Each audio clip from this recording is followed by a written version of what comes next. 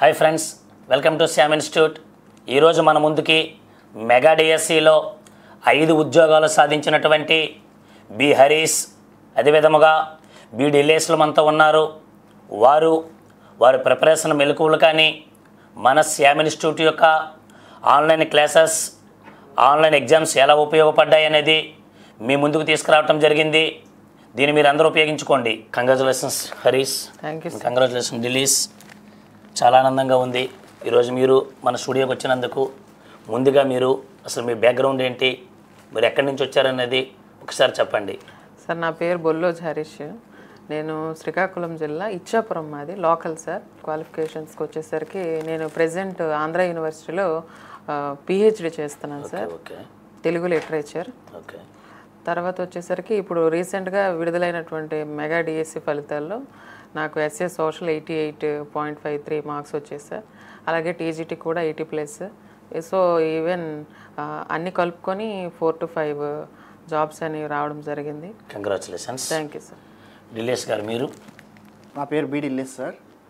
నేను శ్రీకాకుళం జిల్లా కంచిలి మండలం పోలేరు గ్రామం నుండి ఇటీవల విడుదలైనటువంటి ఆంధ్రప్రదేశ్ మెగా డిఎస్సి ఫలితాల్లో 5 ఉద్యోగాలు సాధించడం జరిగింది. మా అమ్మగారు బి జ్యోతి, మా నాన్నగారు బి కురేషు, మా అన్నయ్య బి శ్రీను. నా స్కూలింగ్ అంతా కూడా ఇచ్చాపురం మండలంలో చేసుకున్నాను. ఆ తర్వాత ఎంఏ ఎకనామిక్స్ ఆంధ్ర విశ్వవిద్యాలయంలో గోల్డ్ మెడలిస్ట్ సాధించడం జరిగింది. ఎంఏ తెలుగు డిస్టెన్స్ మోడ్లో చేస్తూ ఇప్పుడు ప్రజెంట్ ఆంధ్ర విశ్వవిద్యాలయంలో పిహెచ్డి చేస్తున్నాను సార్. Okay sir.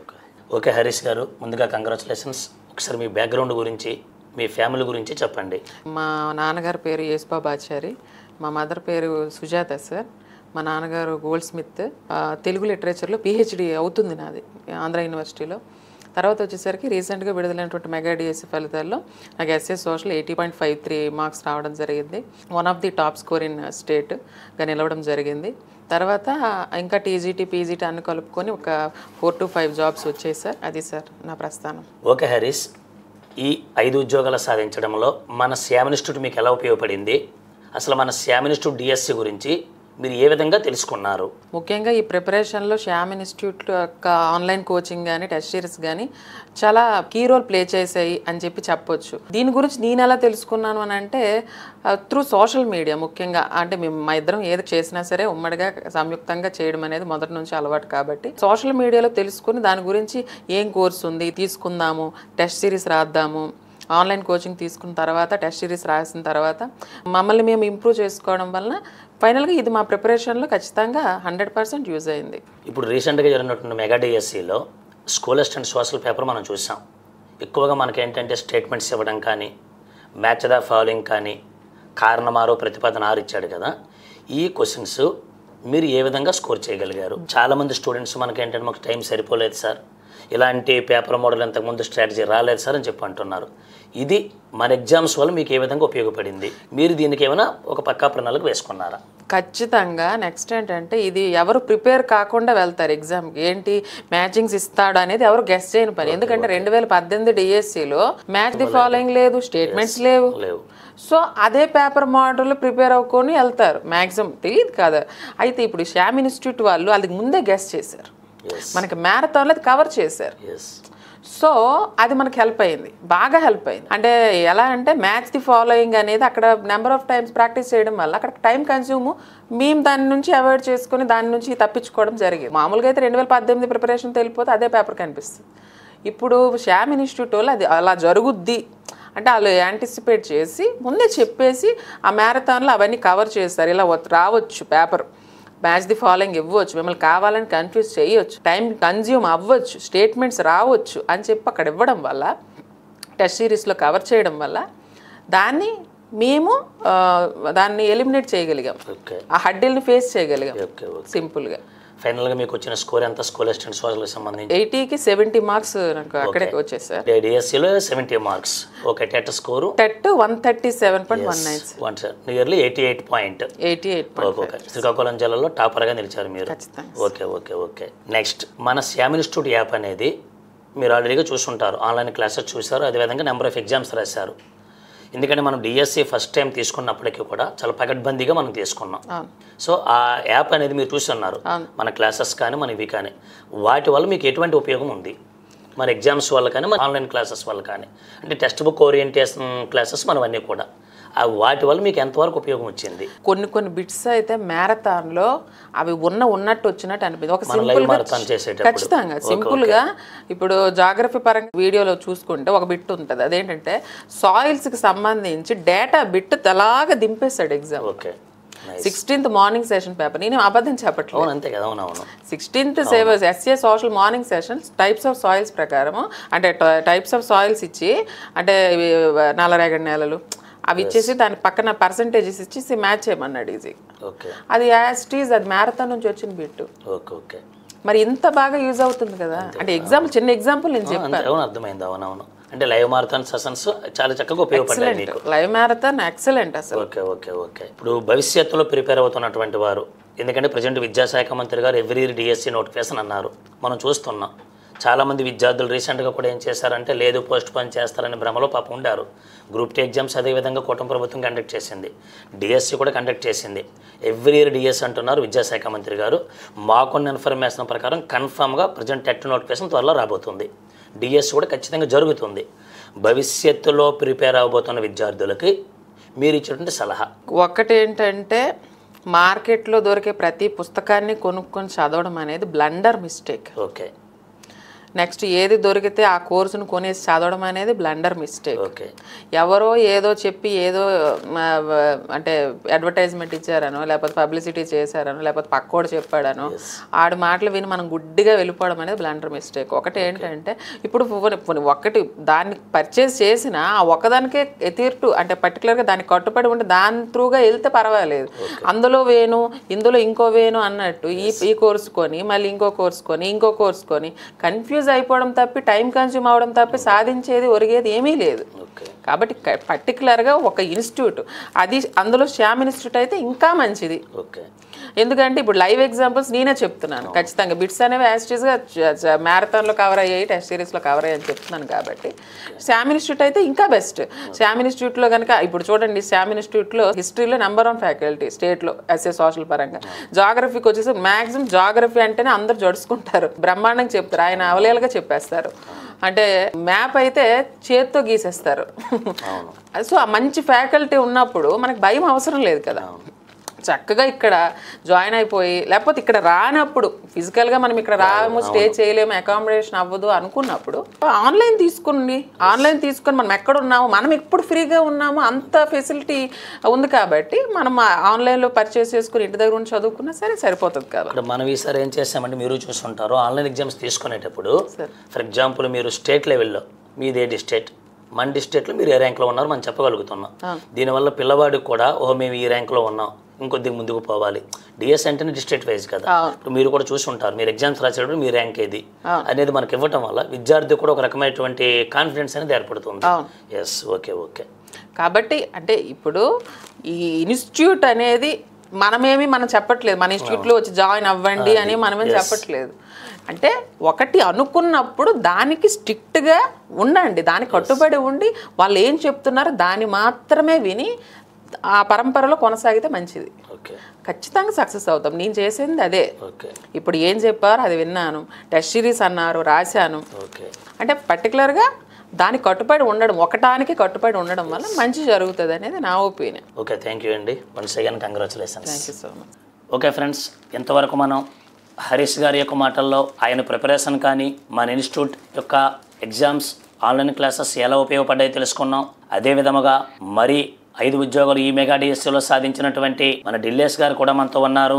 ఇప్పుడు ఆయన అనుభవాలని, ఆయన ప్రిపరేషన్ మెలకువలను కూడా మనం మీతో పంచుకోవడానికి ప్రయత్నిద్దాం.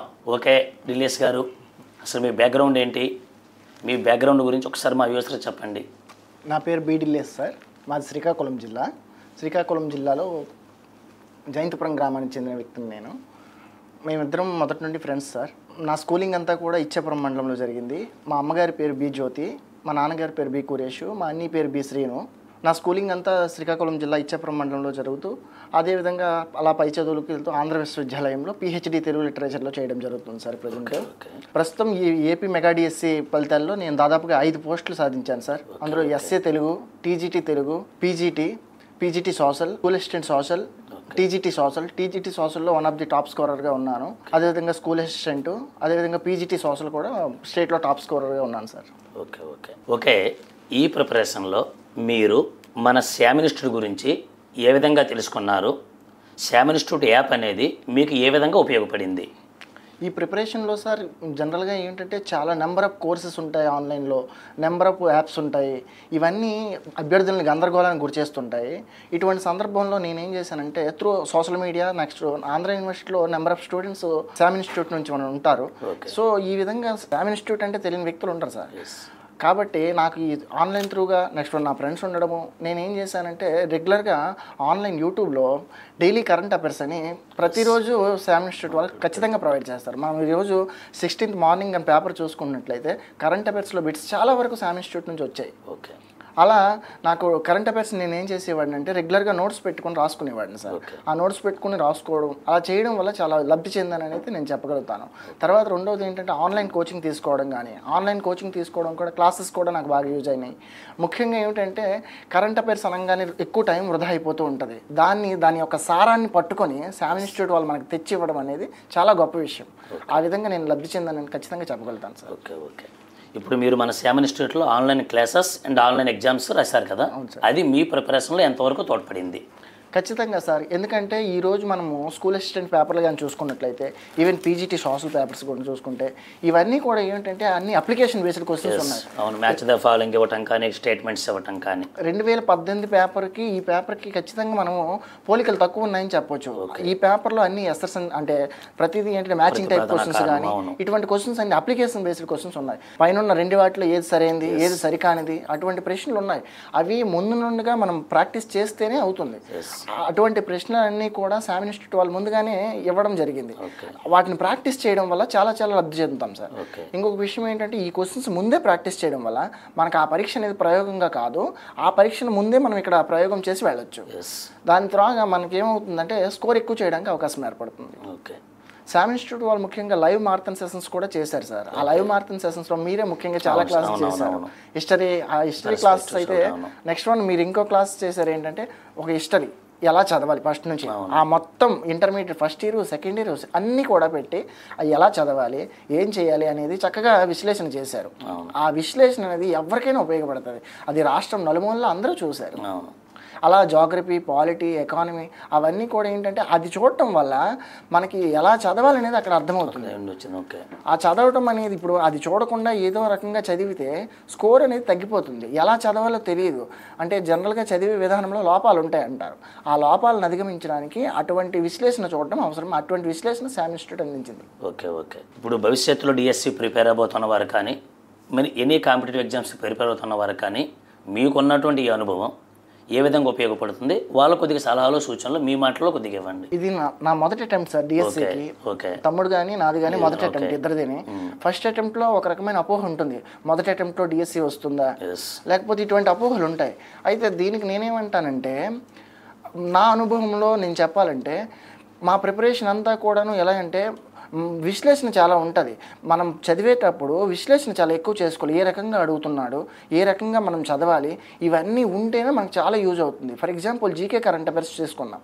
జీకే కరెంట్ అఫైర్స్కి మనము దాని యొక్క వెయిటేజ్ 10 మార్క్స్ ఉన్నాయి. కరెంట్ అఫైర్స్, జీకేకి ఎంత లోతుగా చదవాలి, దాని పరిధి ఎంతవరకు చదవాలని డిసైడ్ చేసుకుని ఆ తర్వాత చదవడం మంచిది. తర్వాత దానికి బిట్ బ్యాంక్స్ చేయడం మంచిది. తర్వాతను కరెంట్ అఫైర్స్ అంటారు. కరెంట్ అఫైర్స్కి చక్కగా మనకి శ్యామ్ ఇన్స్టిట్యూట్ వాళ్ళు డైలీ సూర్యుడు వస్తాడో రాడో చెప్పలేం కానీ ఖచ్చితంగా శ్యామ్ ఇన్స్టిట్యూట్ వాళ్ళు ఉదయం అయ్యిందంటే కరెంట్ అఫైర్స్ కంపల్సరీ పెడతారు. ఆ కరెంట్ అఫైర్స్ చక్కగా నేను నోట్స్ రాసుకునేవాడిని సార్. ఆ నోట్స్ నా దగ్గర ఇప్పటికే ఉంది. ఆ నోట్స్ రాసుకోవడం వల్ల నాకు మంచి స్కోర్ అయింది. నాకు 8.5 మార్క్స్ వచ్చాయి సార్ జీకే కరెంట్ అఫైర్స్లో. జీకే కరెంట్ అఫైర్స్లో 8.5 మార్క్స్ వచ్చాయి. చాలా మంచి మార్క్స్ వచ్చినాయి జీకే కరెంట్ అఫైర్స్కి. ఆ విధంగా పిఐఏ తీసుకున్నాం అనుకోండి, పిఐ కూడా మొదటి నుండే అసలు ఎంతవరకు చదవాలి, దాన్ని విశ్లేషణ చేసుకోవాలి, దాని యొక్క సారాన్ని అర్థం చేసుకోవాలి. సైకాలజీ కూడా అదేవిధంగా. సైకాలజీకి అకాడమీ పుస్తకాలు చక్కగా మనకు ఉన్నాయి. ఒక పుస్తకాన్ని థరోగా చదవడం అనేది చాలా important. Don't read multiple books, read one book multiple times అనేది చాలా ఇంపార్టెంట్. ఒకే పుస్తకాన్ని తరచుగా చదవడం వల్ల మొదటిసారి చదివినప్పుడు జనరల్గా రీడ్ చేస్తాము, రెండోసారి స్కిమ్మింగ్, మూడోసారి స్కానింగ్, ఇలాంటి పద్ధతులు వాడుతూ చదవడం వల్ల ఆ పుస్తకంలో ఉండే సారాన్ని అర్థం చేసుకుంటాం. ఇప్పుడు జనరల్గా డిఎస్సి పరీక్షలు చూద్దాం సార్. ఆ ప్రశ్న ఏదో గుడ్డిగా చదివితే అవ్వదు. ఇప్పుడు మన సార్లు ఎవరైతే ఇన్స్టిట్యూట్లో చెప్తున్నారో, శామ్ ఇన్స్టిట్యూట్లో సార్ చెప్తున్నారో దాన్ని పట్టుకుని విని మనం మళ్ళీ చదవాలి. పునరావృతం మళ్ళీ జరగాలి. ఇలా జరిగినప్పుడు మనకు ఆ యొక్క సారం అర్థమవుతుంది. అక్కడ బిట్టు మనం ఏ విధంగా అడిగినా చేయొచ్చు. ఆ విధంగా కంటెంట్కి ఇంకా లోతుగా చదవాలి. కంటెంట్ మళ్ళీ చదవాలి. కంటెంట్కి 40 మార్కులు అంటే దాదాపుగా 80 బిట్స్ చేయాలి. కాబట్టి అక్కడ ఇంకా జాగ్రత్తగా చదవాలి. మెథడాలజీ తీసుకుంటే మెథడాలజీకి అకాడమిక్ పుస్తకాలు చక్కగా అందించారు. మెథడాలజీ మనం అప్లికేషన్ అంతా అర్థం చేసుకోవాలి. గుడ్డిగా కంఠస్థం చేయకుండా అర్థం చేసుకొని చదవడం వల్ల వీటన్నిటికీ ముఖ్యంగా శామ్ ఇన్స్టిట్యూట్ వాళ్ళు అందిస్తున్న బిడ్ బ్యాంకులు కానీ ఇతరత్ర ఏ బిడ్ బ్యాంకులు కానీ మనం చదువుకుంటూ శామ్ ఇన్స్టిట్యూట్ వాళ్ళు ఇచ్చేవి ఏంటంటే ప్రామాణికత ఉన్నటువంటి బిడ్ బ్యాంక్స్ అవి తీసుకుంటూ శుభ్రంగా చదువుకుంటే ఖచ్చితంగా ఉపయోగపడతాయి. నా అనుభవాలు భవిష్యత్ తరాల వారికి ఎవరైనా డిఎస్ రాసే వాళ్ళకి ఉపయోగపడాలంటే ఇక్కడ నేను చెప్పదలుచుకుంది ఏంటంటే మన మీద మనకు నమ్మకం ఉండాలి. దృఢమైన నమ్మకం ఉన్నప్పుడు ఖచ్చితంగా అది మనకి పాజిటివ్ వైపు తీసుకెళ్తుంది.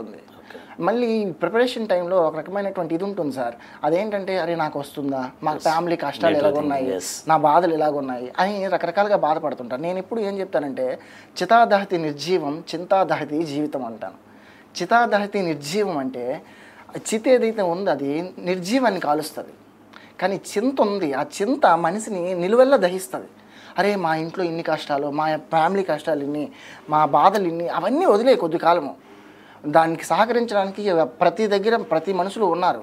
శామ్ ఇన్స్టిట్యూట్ ముందుకు వస్తుంది.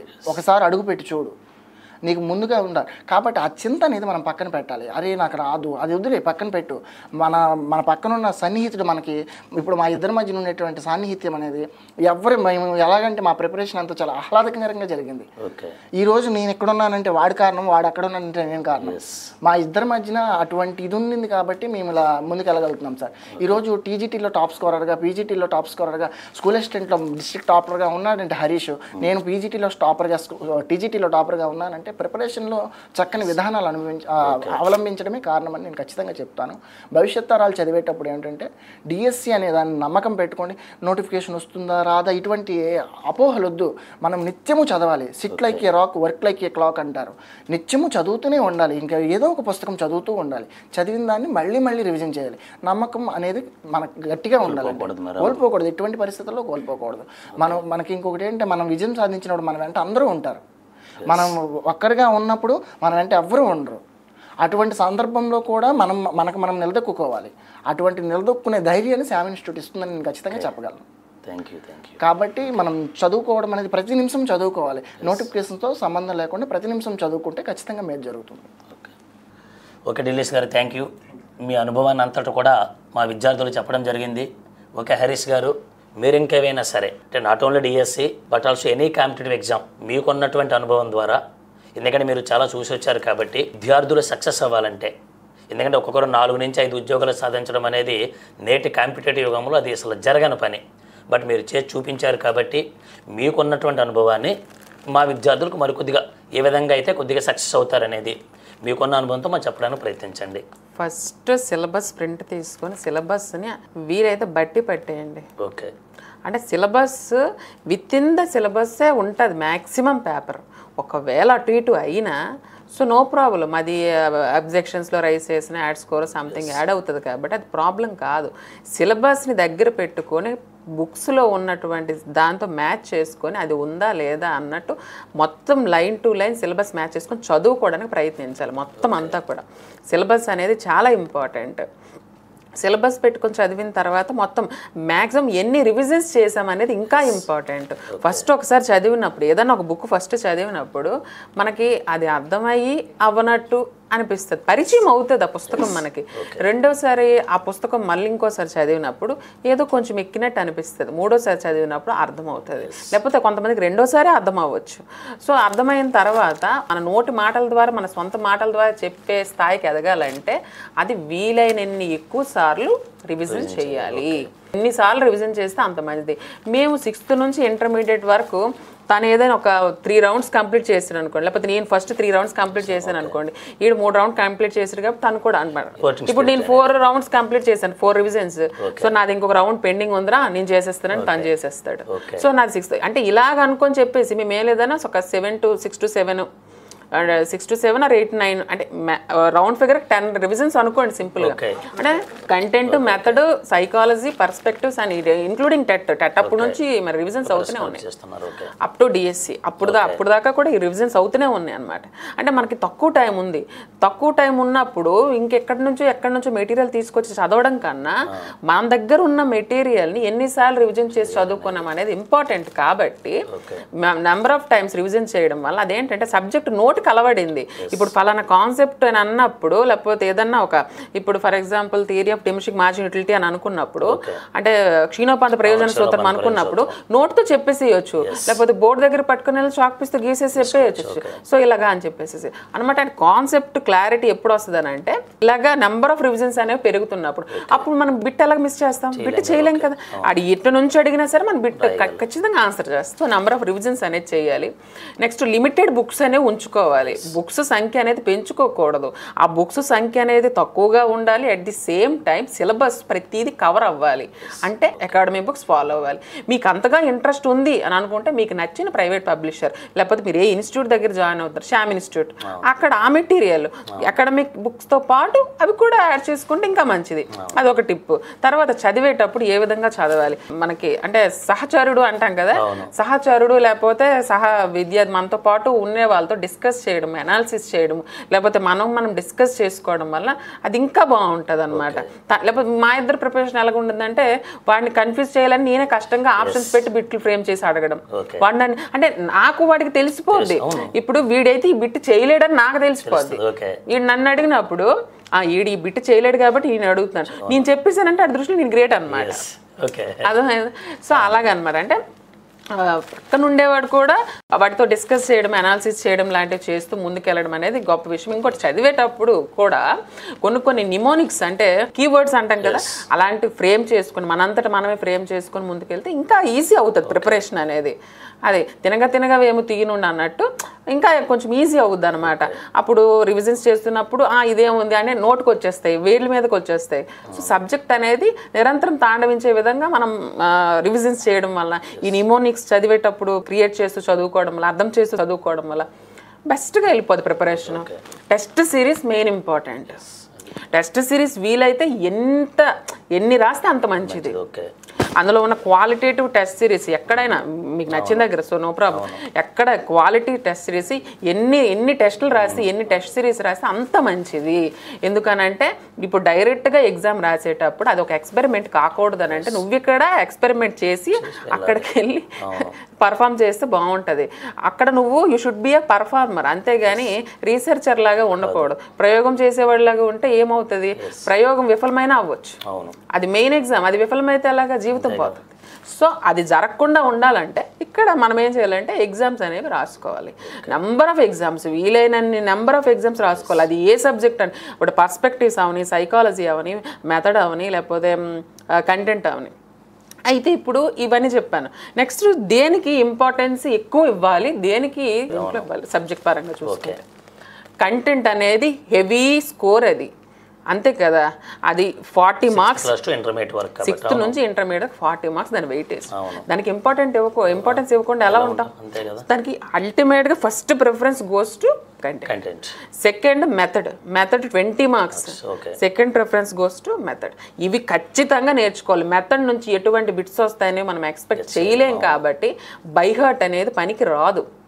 అది ఏంటంటే మనకి బ్లూమ్స్ విద్యారంగ లక్ష్యాల ప్రకారం చూసుకుంటే కాగ్నిటివ్ డొమైన్ పనికి రాదు, అంటే బట్టి పట్టేదానికి పనికి రాదు. ఇది అర్థం చేసుకోవాలి, ట్రై టు అండర్స్టాండింగ్ అనమాట. అర్థం చేసుకుంటూ చదువుకుంటే గనక మెథడ్ అనేది యూజ్ అవుతుంది. Next method maximum academic books, even పాతవైనా సరే, ఎస్ఏ సోషల్ పరంగా చెప్తాను, ఈవెన్ పాతవైనా సరే, పాత ఎడిషన్ ఉన్నా సరే అది కూడా కలిపి చదువుకుంటే ఇంకా మంచిది. ఆ తర్వాత వచ్చేసరికి కంటెంట్కి వచ్చేసరికి విత్ ఇన్ ది సిలబస్ అనమాట. 6th to ఇంటర్మీడియట్ అన్ని బుక్స్ సిలబస్లో ఏముందో అంటే కొన్ని సిలబస్లో లేనివి కూడా ఉంటాయి టెక్స్ట్ బుక్స్లో, మనం చదవకూడదు. ఇప్పుడు నాగరికతలు ఉంటుంది సెకండ్ ఇయర్, అంటే సివిలైజేషన్స్, అంటే ఇప్పుడు చెంగిస్ ఖాన్ గురించి ఇలాంటివి కూడా వచ్చేస్తాయి. అప్పుడు మనం వాటిని అవాయిడ్ చేసి చదవాలి, అవసరం లేదు కదా. సో అవన్నీ తీసేసి చదువుకోవాలి, అదొకటి. తర్వాత ఇప్పుడు మెథడ్ కంటెంట్ అయిపోయింది. ఇంకా పర్స్పెక్టివ్స్ సైకాలజీకి వచ్చేసరికి మ్యాక్సిమం అన్ని తెలుగు అకాడమీ చదువుతాం. వీలైతే దానికి అడిషనల్గా ఒక ప్రైవేట్ పబ్లిషర్ది మీకు నచ్చిన వాళ్ళది షామిని ఇన్స్టిట్యూట్లో, ఇప్పుడు షామిని ఇన్స్టిట్యూట్లో జాయిన్ అయితే వాళ్ళది ఒకటి జోడించుకొని చదువుకుంటే ది బెస్ట్ అనమాట అక్కడ. ఎందుకంటే అవి కూడా మార్క్స్ వస్తాయి. ఇంకా చివరి ప్రిఫరెన్స్ వచ్చేసరికి జీకే కరెంట్ అఫైర్స్కి కూడా మంచిది. ఎందుకనంటే అది ఎవడు ఊహించలేడు, అది ఎవడు ఊహించలేడు. దానికి ఒక స్టాండర్డ్ బుక్ ఉంటుంది, దాంట్లో నుంచి ఖచ్చితంగా వస్తాయి అనేది. అది ఎందులో నుంచి వస్తే చెప్పలేం కాబట్టి దానికి లీస్ట్ ప్రిఫరెన్స్ ఇవ్వడం మంచిది. వీలైతే ఏవో మనకు తెలిసిన జనరల్ నాలెడ్జ్ పుస్తకాలు కొంత చదువుకోవడం, కరెంట్ అఫైర్స్ ముఖ్యంగా ఫాలో అవుతాము. కరెంట్ అఫైర్స్ నచ్చింది ఏదైనా, ఇప్పుడు షామిని ఇన్స్టిట్యూట్లో రోజు పెడుతున్నారు కాబట్టి పీడిఎఫ్ తీసుకోవడమో లేకపోతే దానికి నుంచి నోట్స్ రాసుకోవడమో ఏదో ఒకటి చేసి కరెంట్ అఫైర్స్ అలా కవర్ చేసుకొని, జీకే అని అంటే మనమైతే దాని గురించి చెప్పలేము. మన అదృష్టం బాగుంటే పేపర్లో వచ్చిందంటే మనం అటెంప్ట్ చేస్తాం, లేదనంటే చేయలేము. కాకపోతే దాన్ని పూర్తిగా వదిలేకుండా దానికి సొల్యూషన్ ఆలోచించి ఏదైనా జనరల్ నాలెడ్జ్కి సంబంధించి బుక్ ఏదైనా కొనుక్కొని చదువుకున్నా సరిపోతుంది. సో ఇది మొత్తంగా ఏ విధంగా ప్రిపేర్ అవ్వాలి అనేది సింపుల్గా అది విషయం. ఈ ప్రిపరేషన్ అనేది ఒక కన్సిస్టెన్సీతో ఎవడి మాటలు పట్టించుకోకుండా నెగిటివ్ థాట్స్ దగ్గరికి రాకుండా కానీ కంటిన్యూ చేస్తే అల్టిమేట్గా వి విల్ సక్సీడ్. ఖచ్చితంగా మనకు విజయం వరిస్తుంది, నో డౌట్ ఎట్ ఆల్. అది సింపుల్గా జీకే కరెంట్ అఫైర్స్కి వచ్చినప్పటికీ తమ్ముడు చెప్పాడు అది మహాసముద్రం అని. అది ఎంతైనా రోజు కొంచెం కొంచెం చదువుకుంటూ వెళ్ళటం మంచిది. ఇప్పుడు సైకాలజీ చదవకుండా మెథడాలజీ చదివితే అర్థవంతంగా ఉండదండి. కొన్ని చాప్టర్లు ఏంటంటే మెథడాలజీ చదివేటప్పుడు సైకాలజీ అర్థం కాకపోతే మెథడాలజీ అర్థం కాదు. దాని యొక్క నాడి పట్టుకోకుండా ఎంత చదివినా కంఠస్థం వేలో వెళ్ళిపోతుంది సార్. కాబట్టి సైకాలజీ క్షుణ్ణంగా కూలంకుషంగా చదవాలి, నెంబర్ ఆఫ్ టైమ్స్ చదవాలి. ఇప్పుడు మన రాష్ట్రంలో చూసుకుంటే ఎక్కడికి వెళ్ళినా అమ్మో సైకాలజీ అనేటువంటి ఇది ఉంటుంది.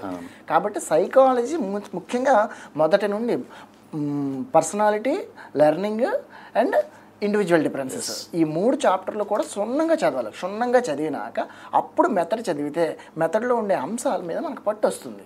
కొన్ని అంశాలు ఇప్పుడు పావ్లోవ్ సిద్ధాంతం తెలియకుండా, నిబంధన తెలియకుండా మెథడాలజీలో కొన్ని అంశాలు దానికి లింక్ అవుతాయి. కాబట్టి అటువంటిది ఇబ్బంది ఏర్పడుతుంది. కాబట్టి మెథడాలజీ జాగ్రత్తగా చదవాలి. ఇంకొక విషయం ఏంటంటే కంటెంట్, మెథడ్ చాలా చాలా ఇంపార్టెంట్. మన ప్రిపరేషన్లో ఎక్కువ సమయం దానికే కేటాయించాలి.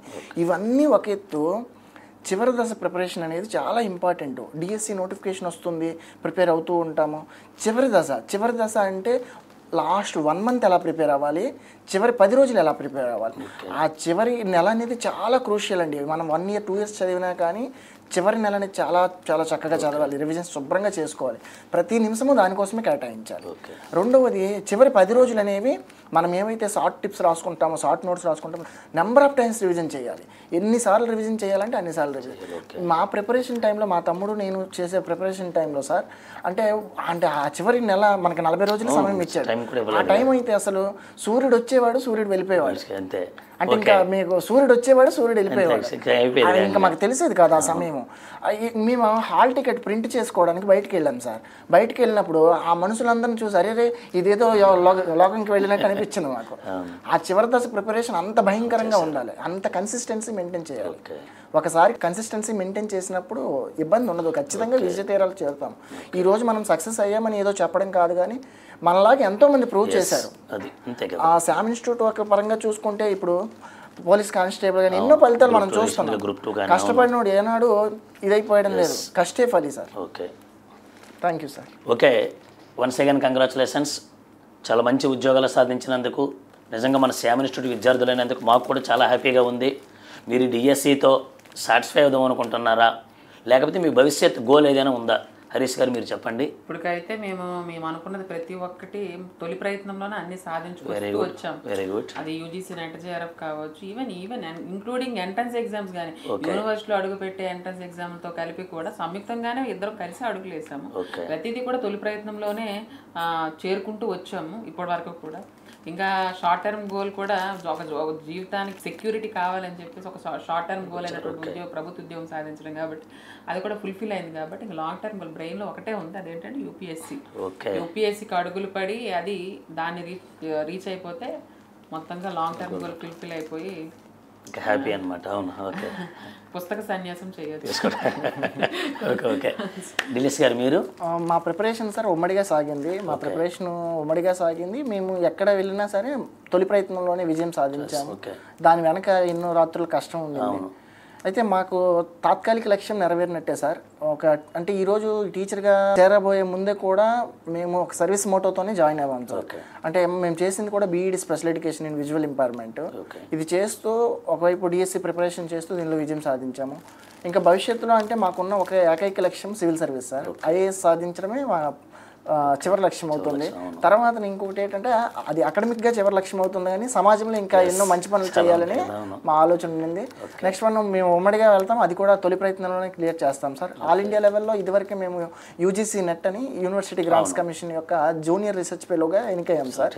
అవి కూడా ఆల్ ఇండియా లెవెల్లో క్లియర్ చేసాము, అందులో మంచి ర్యాంక్ సాధించాము. ఇప్పుడు ఇంకా చివరి లక్ష్యం అంటే ఇంకా వేరే నోటిఫికేషన్స్ ఇటువైపు వెళ్ళకుండా నేను ఇటీవల వచ్చినటువంటి డిగ్రీ లెక్చరర్ ఫలితాల్లో కూడా మంచి రిజల్ట్స్ సాధించాను సార్.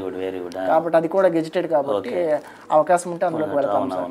ఇప్పుడు ఇంకా చివరి లక్ష్యం ఏదైనా ఉండిందంటే సివిల్ సర్వీసెస్ సాధిస్తే మా ఇద్దరము ఉమ్మడిగా ఐఏఎస్ సాధించడం మా చివరి లక్ష్యం సార్. ఇదివరకు ఏంటంటే మా ఇద్దరము కలిసి అడుగేయడం అనేది అందులో విజయానికి దగ్గర అవడానికి మరో కారణం సార్. ఆడేదైనా పొరపాటు చేస్తే నేను చెప్పడం, నేను ఏదైనా పొరపాటు చేస్తే ఆడి చెప్పడం, ఇలా కాదు అంటే మా ఇద్దరు విశ్లేషణ బాగుంటుంది. అది మాకు చాలా సంతృప్తినిస్తుంది. అలాగే ముందుకు వెళ్తాం సార్. ఖచ్చితంగా మీరు అనుకున్నటువంటి యూపీఎస్సీ లక్ష్యం నెరవేరాలని మా సార్ తరఫున మేమందరం కూడా మనస్ఫూర్తిగా కోరుకుంటున్నాం. Thank you sir. ఓకేనమ్మా, మీ పిల్లలు ఇలా సాధించినందుకు మీరు చాలా హ్యాపీగా ఫీల్ అయ్యి ఉంటారు. అసలు మీ పిల్లల గురించి మీ మాటల్లో ఒకసారి చెప్పండి అమ్మా. ఈరోజు మా పిల్లలు ఈ స్థాయికి వచ్చినందుకు చాలా ఆనందంగా ఉంది. ఓకే, కంగ్రాచులేషన్స్ డిలీస్, కంగ్రాచులేషన్స్ హరీష్. మీరు అనుకున్నటువంటి లక్ష్యం నెరవేరాలని మేము మనస్ఫూర్తిగా కోరుకుంటున్నాం. థ్యాంక్ యూ, ధన్యవాదాలు. ఓకే ఫ్రెండ్స్, చూశారు కదా, అత్యంత పేదరికం నుంచి వచ్చి శ్రీకాకుళం జిల్లా నుంచి వచ్చి చెరొక 5 ఉద్యోగాలు సాధించారంటే వాళ్ళ కష్టపడే తత్వం కానీ వాళ్ళ బ్యాక్గ్రౌండ్ కానీ ఎలా ఉంటుందో ఒకసారి మీరు ఆలోచించండి. మన శ్యామ్ ఇన్స్టిట్యూట్ యొక్క ఆన్లైన్ క్లాసెస్ కానీ ఆన్లైన్ ఎగ్జామ్స్ కానీ వీళ్ళకి ఎలా ఉపయోగపడ్డాయి అనేది వారి యొక్క మాటల్లోనే మీరు విన్నారు. అదే విధముగా మీరు కూడా అత్యున్నతమైనటువంటి స్థితిలో ఉండాలని శ్యామ్ సార్ తరఫున మన మేనేజ్మెంట్ తరఫున మేము కూడా కోరుకుంటున్నాం. Thank you very much.